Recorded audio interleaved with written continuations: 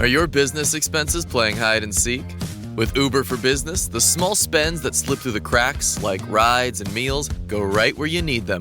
Because it integrates with leading expense platforms, you can say goodbye to surprise costs, missing dollars, or chasing receipts. Everything's track downable. Uber for Business. Make small steps that make a big impact. Learn more at uber.com/small steps.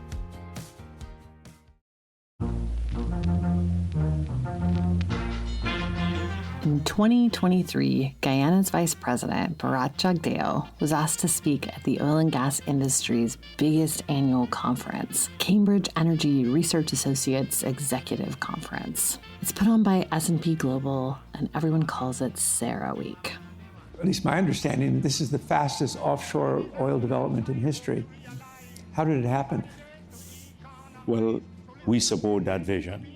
A fast-paced development of the resources offshore, particularly in the context of net zero. We believe it's a wise strategy to do as much exploration as possible now, prove the resources, and then have them removed and transfer into financial assets that in the future can serve to transform the country.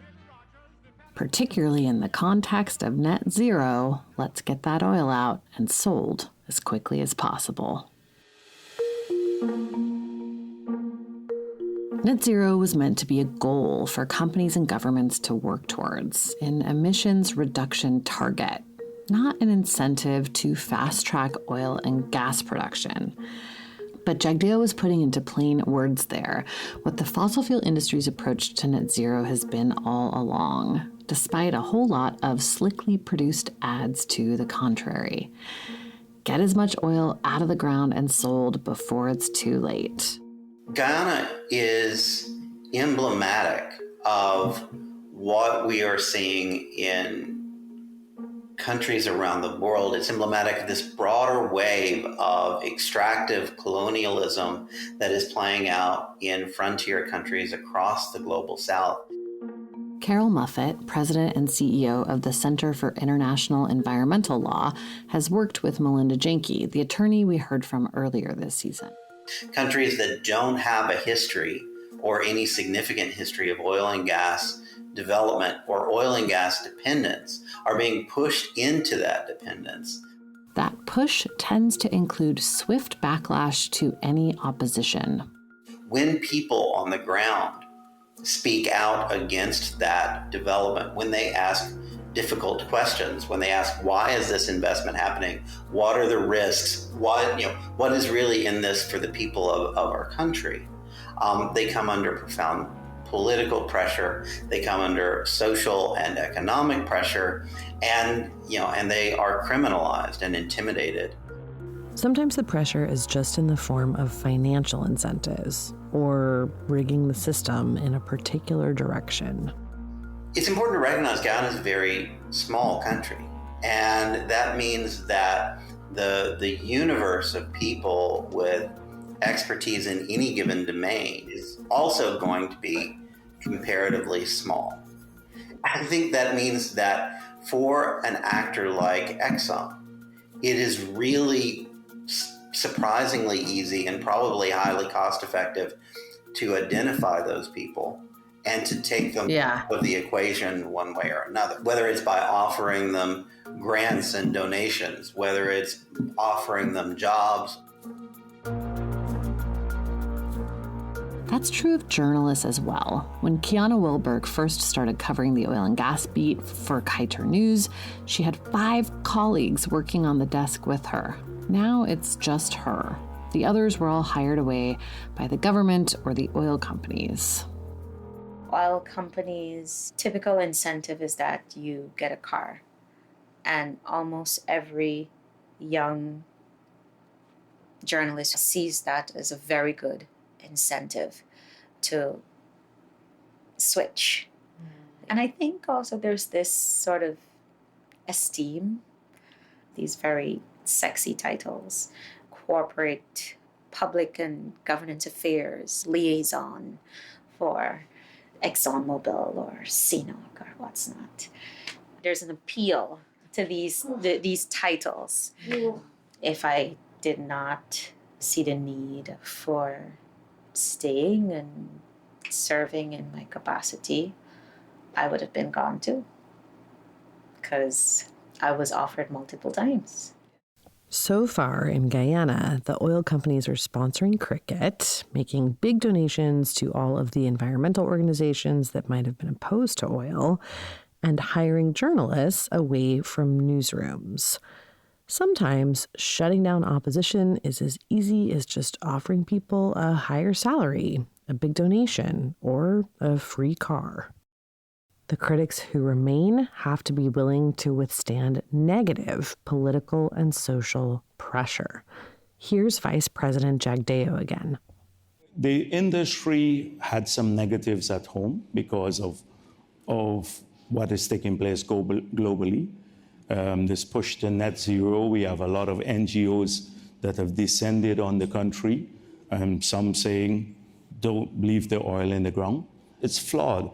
With 10 FPSOs operating offshore, we will be carbon negative. We're already carbon negative, where the world is hoping to get to in 2050. We're already there. Our forest is bigger than England and Scotland combined. So it's a huge sink. And therefore, we have a balanced strategy to develop the oil and gas industry. This is something Jagdeo has been saying a lot lately, that even with 10 FPSOs offshore, Guyana would still be a carbon sink. It sounds like he's just making up that 10, pulling it out of the air, but it's actually a reference to something specific. In 2022, the government asked Exxon to include a new metric in its environmental impact assessment for its latest drilling site. They wanted the company to lay out what the cumulative impact of all of its existing and proposed offshore activities would be on the country's greenhouse gas emissions. It concluded that even taking all of Exxon's biggest plans into account, the country could have 10 FPSOs offshore and still remain a carbon sink. But, and this is a really big but, it calculated only the emissions generated by extraction and refinement, not the emissions that come from the actual use of that oil and gas. To put that in perspective, the emissions associated with fossil fuels are about 90% how you use them, burning oil and gas, and about 10% how you get them. To offset those operational emissions, one of Exxon's partners in the offshore oil project, Hess Corporation, has made a big commitment. The government of Guyana on Friday signed the first sale agreement of its carbon credits to Hess Corporation at a tune of US $750. The sale agreement, which was signed on Friday at State House, will support Guyana's efforts to protect the country's vast forests and provide capital to improve the lives of Guyana's citizens.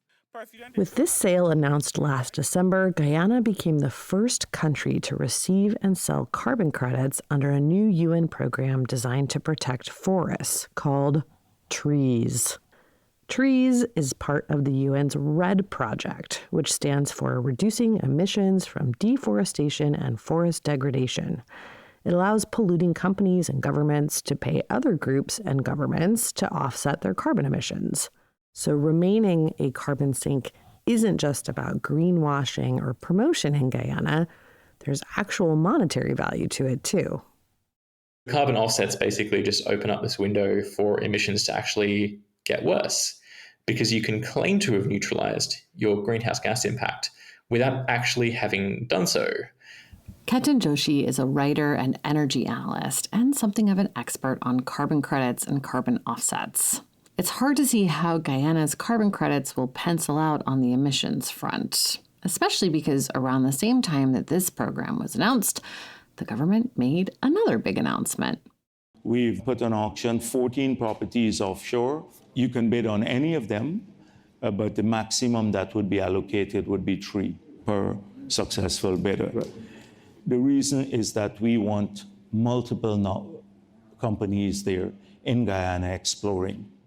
If you are constantly being criticized about one contract, Sometimes the best strategy is to throw 14 new contracts in the mix. Several oil majors paid the $25,000 fee required to enter the auction. That includes Chevron, Shell, and, Exxon. But the auction has now been postponed for several months, so we won't know until next year whether any new companies will be drilling offshore. Which brings us back to the question we've been grappling with all season long. How do we tackle energy poverty and the climate crisis at the same time when there's no real money in either for oil companies? For all their talk about it, and oil companies do talk a lot about getting energy to poor people. It's like their sole purpose in life these days. The reality is that in most places where they're drilling for oil and gas, it's being exported for profit, not used to provide sustainable, reliable energy for locals. Nigeria, a global south country that's been in the oil business since the 50s, for example, is currently last in the world for energy access. The simplest answer, but not the one that anyone in the global north seems to like very much, is to reduce energy demand in the global north to allow for an increase in demand in the global south. But that increase can't be to the excessive levels of, say, American consumers today, who are wildly wasteful with energy. But getting everyone to what Dr. Narasimha Rao calls a decent living level of energy would change the math considerably for fossil fuel developments in places like Guyana. If you're a global oil major and your product is oil and gas, you'd prefer to just see demand skyrocket everywhere.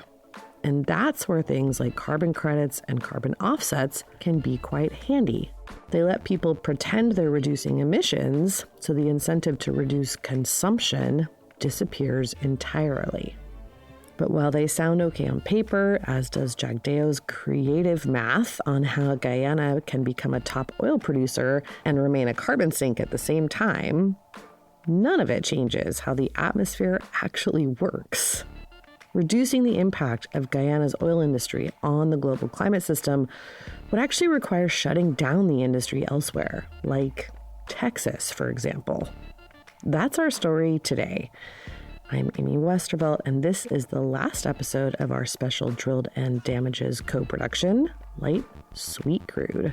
Stay with us.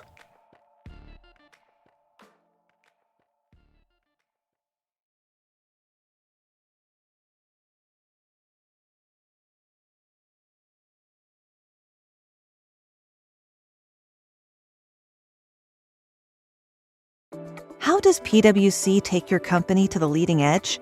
They bring the sharpest minds in tech to your team, so you can bring the ideas that will transform your business. They're passionate about your industry, so you can walk into any room with every advantage. And they're with you every step of the way, so you can know you're headed in the right direction. PwC builds for what's next, so you can get there now. Get started at pwc.com/us/leading edge. The Abercrombie Kids Summer Sale is in full swing, with up to 50% off select styles for the season. Summer plans, vacation, and camp days are all covered, with new dresses, shorts, tees, and swim. Abercrombie Kids has the summer staples they need and the looks that they want to wear. Shop in-store, online, or in the app. Offer applies to select styles as indicated. Discount applied at checkout online. Hey, it's Paris. You know I love sparkly things, right? Like stars. Duh. And thanks to Hilton and AutoCamp, I just slept under them. Picture me, serving looks by the fire outside my luxurious Airstream, making s'mores with the kids, while a national park is our backdrop. The great outdoors meets Hilton hospitality. That's hot.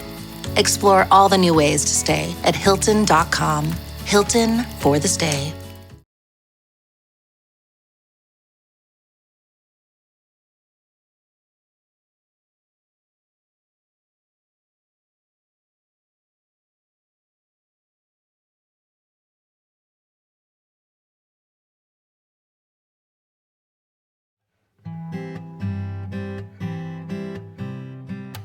I'm originally from Guyana, As a teenager, I represented Guyana at cricket.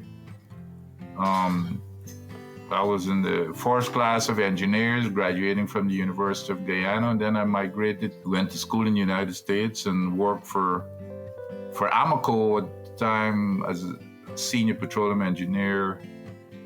Amoco, it's now British Petroleum. Vincent Adams went from his job as a petroleum engineer at Amoco to the United States Department of Energy, where he worked for 30 years. I ended up at the highest level of the United States government as a senior executive of the U.S. government within the U.S. Department of Energy. And then he fully intended to retire. My plan was to do my voluntary service that I was doing for Guyana. Right. I was going to spend more time now in Guyana, that I have the time to do that type of stuff. But then a lot of my friends, ministers and the president, said, please, could you... So I said, okay. The president himself asked me, well, how long? I said, Chief, I've been planning for this retirement for a long time. I've been counting the days. Then I said, okay, I'll give you 3 years. Because I figured by 3 years, I'll set up all the institutional systems and stuff like that. That was the previous president, David Granger, and the job was a big one, updating Guyana's Environmental Protection Agency and starting a petroleum oversight program there. Because after decades of looking, the country had finally found oil. Unlike Melinda Janke or Troy Thomas, Adams was not overly concerned about the climate implications of this discovery, or with the industry moving quickly. In fact, he sees it as necessary.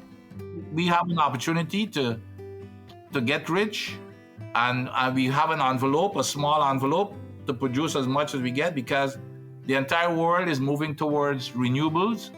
But that doesn't mean he fully supports Exxon's expansion into Guyana. Exxon is doing it in a way that is very risky, which is an absolute no-no. Adams has also said all along that Guyana should never have had a production sharing agreement, that complicated contract we talked about early this season. And in both cases, his reasoning is the same. We absolutely do not have the capacity to do that. When he was put in charge of Guyana's EPA, Adams says the office didn't even have a filing system, let alone a means to oversee major offshore oil production. By collecting fees that had been due to the agency for years, he was able to put some of those systems in place, hire more people, and even buy the agency a few vehicles to allow EPA officials to check up on permitted projects. His recommendation for the floating offshore production rigs was that there should be an EPA official on those rigs overseeing operations. Similarly, when it comes to the contract, he says for a country to make a production sharing agreement work, they need to have the capacity to be regularly auditing costs. Guyana doesn't have either the oversight or the accounting capacity, so Adams recommended a more straightforward contract. We should go for nothing more than just a straight taxes and royalty contract, or what is called a concession type contract. With a concession type contract, just to put it very simply, all it is, if you produce 100 barrels of oil, the government decide to take 30% of that quantity. If you produce 100 barrels of oil, I take 30 barrels, and you get 70. I don't have to worry about cost or anything. All I would need is some high school kid who can count barrels as they're being produced. All I would need is a mechanic or a good electrician to make sure that oil meter that measures the oil, it's running properly. I don't need all these accountants and everybody. Now, of course, that's putting it very, very simplistically, but that's the difference in the magnitude of the oversight that you've got to work with. These production sharing agreements, or PSAs, they're not going away. As it prepares to auction off more offshore drilling blocks to global companies, Guyana has drafted a new and improved PSA. Government officials claim it solves all the problems people had with the Exxon contract. But Adams says the country is no better equipped today to manage these complex contracts than it was 7 years ago. It's the oil companies, by the way, that introduced this PSA nonsense because it serves them, especially Exxon. They know that a PSA is a nightmare for a country such as Guyana to verify costs. Adams says the oil auction is a distraction, an attempt to shift the public's attention away from any problems with Exxon and make it seem like the government is fast-tracking oil profits. It's the biggest distraction that I've ever seen, which is the modus operandi. This is right in the middle of Jack Deo's playbook. It's a distraction from this renegotiations thing. So now everybody are going to start talking about this new model contract mechanism. Okay? And that's exactly where everybody are right now. And even if you go ahead and look at it, it's grossly, it's to protect Exxon. Again, I'm telling you, Exxon is calling all of the shots and running this country. Exxon, Chevron, and Shell all requested bid packets for the auction, and the government will announce next year which, if any, have decided to move forward with offshore drilling projects outside of the Stabroek Block, where Exxon has staked its claim so far. Even if there are no takers, Exxon's drilling alone is set to make Guyana the world's largest oil producer per capita in the world by 2035. The country is on track to become a major gas producer now as well, with a new pipeline and gas plant set to begin construction this year. They're producing 600 million cubic feet of gas a day. Okay? You know how much we're going to be using? And that by 50. Neither the government nor Exxon has announced yet what the plan is for excess gas, but it could easily be sold on the global market, which brings us back to that balancing act that Dr. Narasimha Rao mentioned a couple of episodes ago. Is there a way to let Guyana build as big an oil and gas industry as it wants without exacerbating the global climate crisis? So far, the answer to that question from the government of Guyana is, first, that it's only responsible for its own emissions, not for those associated with the oil and gas produced there, which is exactly how everyone else in the world calculates emissions. The United States, for example, likes to point out how our emissions have been on the decline in recent decades.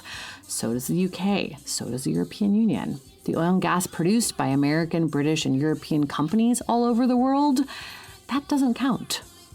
Guyana's leaders have also highlighted the country's leadership in forest conservation and, consequently, the service that it provides to the world as a carbon sink. And here again, yes, that does give it a leg up on most other oil-producing countries when it comes to climate action. What, then, is the answer? Because what we've described in Guyana throughout this season is not just happening there. Guyana's neighbors are also getting into the oil business in a big way. Right next door in Suriname, for example, Shell and TotalEnergies are regularly announcing big new offshore discoveries.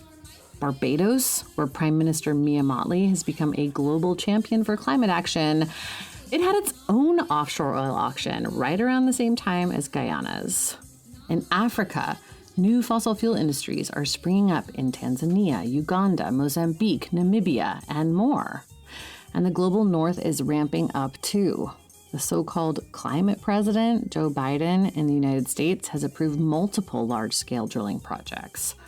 Longtime industry leaders, Qatar, Saudi Arabia, the United Arab Emirates, and Norway, they're all drilling as quickly as possible. So is Brazil, which also supposedly just elected a climate-friendly president. It's a global game of musical chairs, where the company or the country left with the least untapped oil reserves wins. And the rest of us lose in the biggest way possible. Unless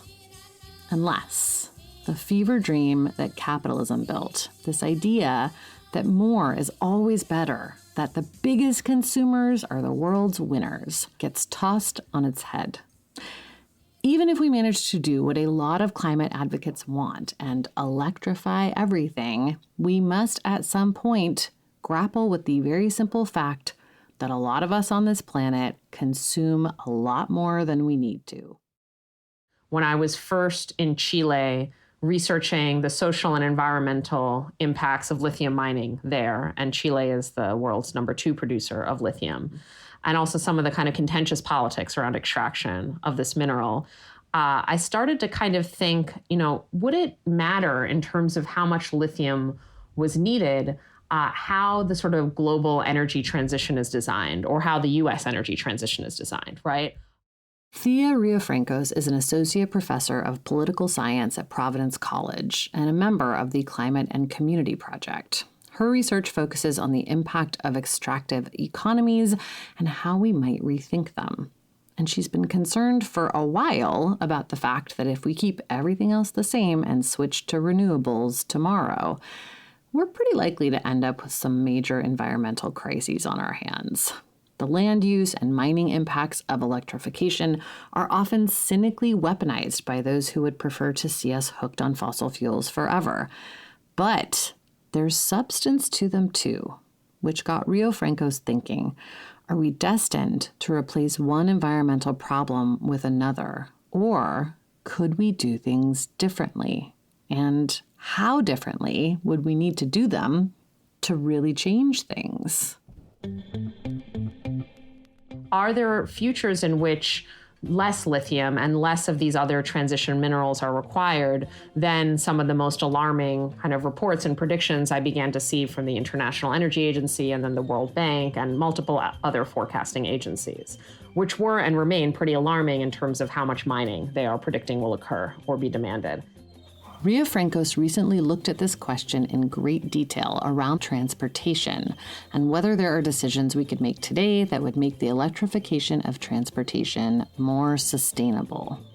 So I was thinking a lot about an urgent and rapid and just energy transition in the US, but I was kind of thinking about both ends of the supply chain at once. Like here I am in Chile in the Atacama Desert, seeing these mining-related harms, and then there I go in the US kind of advocating for a rapid transition. Like, how do I align these two goals, and how and is there a way to kind of have a less extractive energy transition?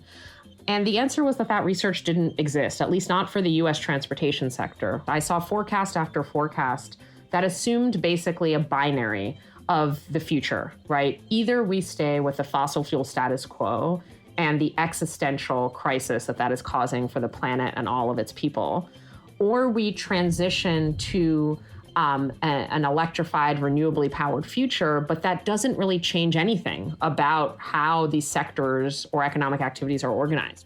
There was a powerlessness to it all, a global giving up on ever doing things differently.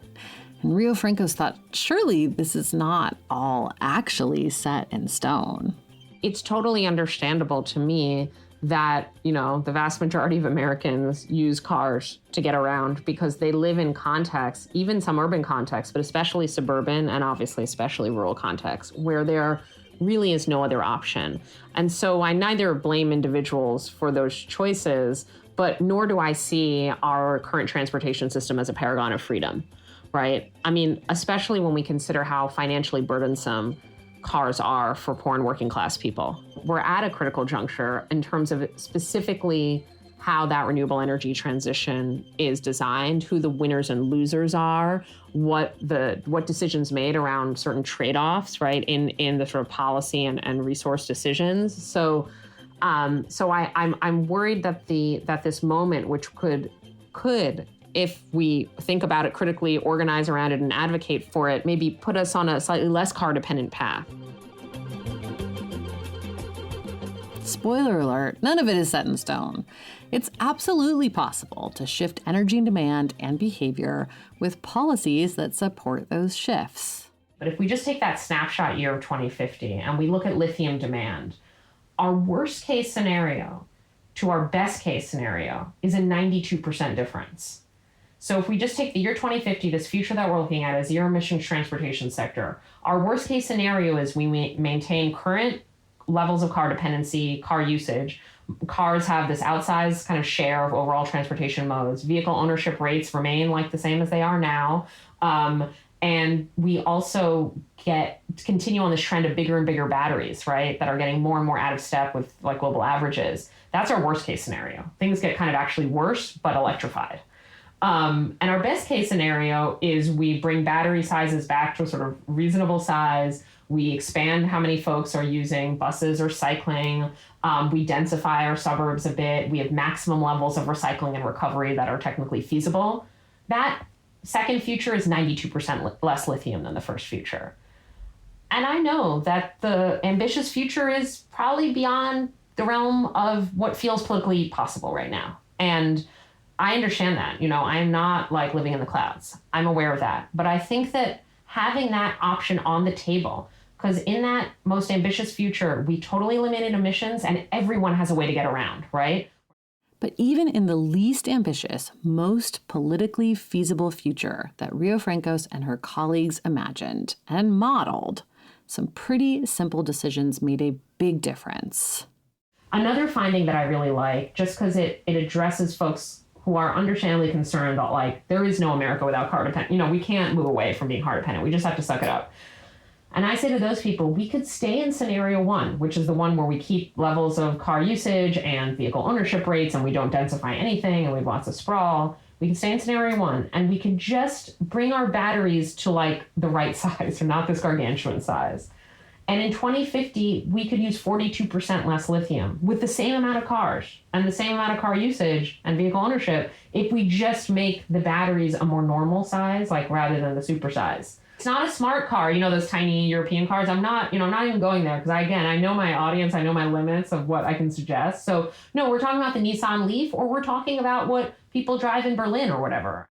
Narasim Harao and Joyashree Roy both mentioned similarly small shifts with big payoffs.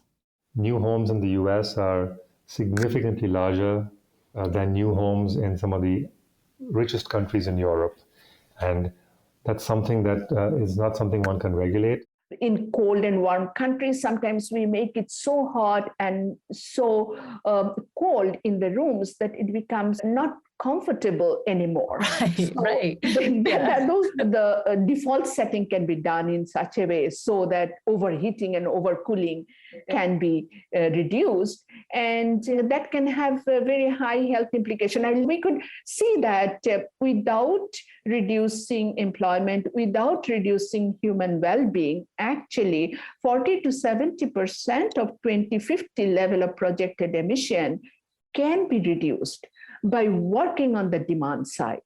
I think we need to have policy incentives for healthier diets that are more environmentally friendly. We do need policy that helps food planners, choice architects, city planners, investors to plan compact cities with walking, cycling lanes, public transit system, to help people to make better choices for their own health and environment.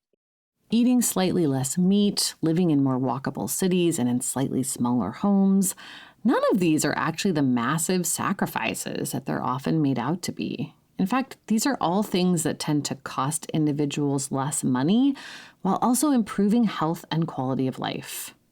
But it's important to understand that simply shifting demand or consumer behavior will not automatically curb fossil fuel production. We know this from history time and time again. Absent policies that manage an energy transition, fossil fuel companies will simply find new markets. The plastic boom is a great example. When demand for fossil fuels in transportation and residential energy decreased, the industry focused its attention on ramping up petrochemicals as a revenue stream that could make up the difference.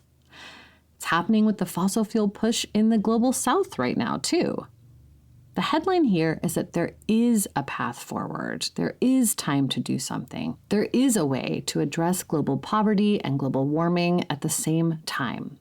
But it requires action, and it requires choices in the global north that might be briefly, a little bit painful or a tiny bit unpopular.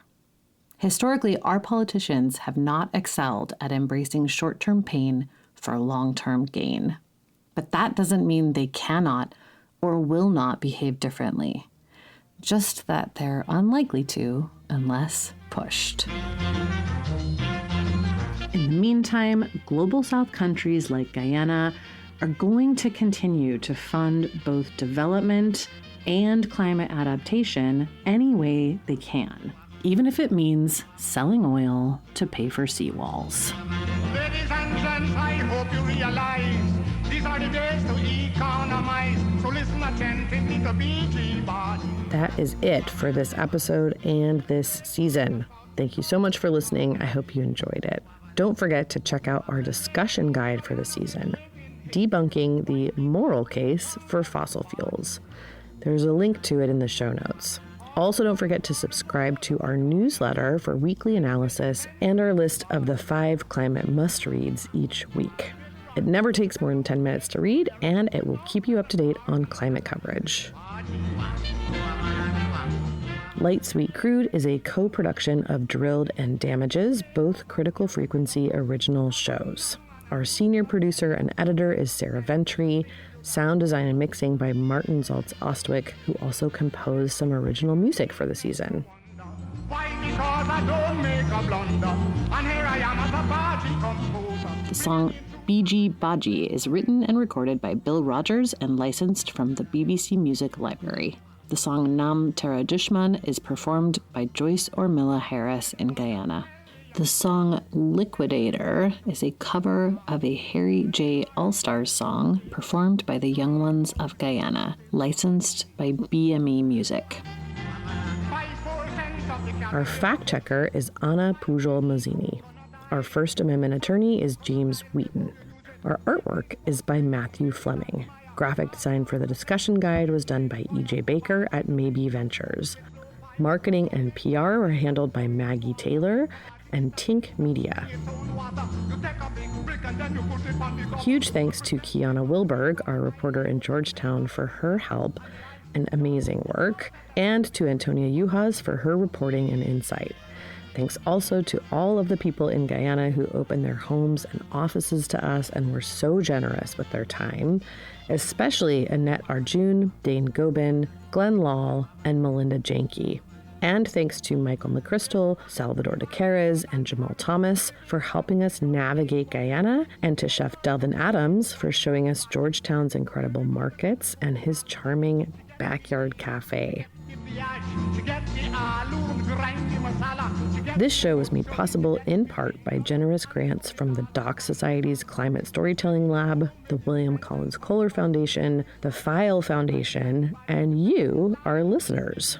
We appreciate the support and can't wait to bring you another season soon.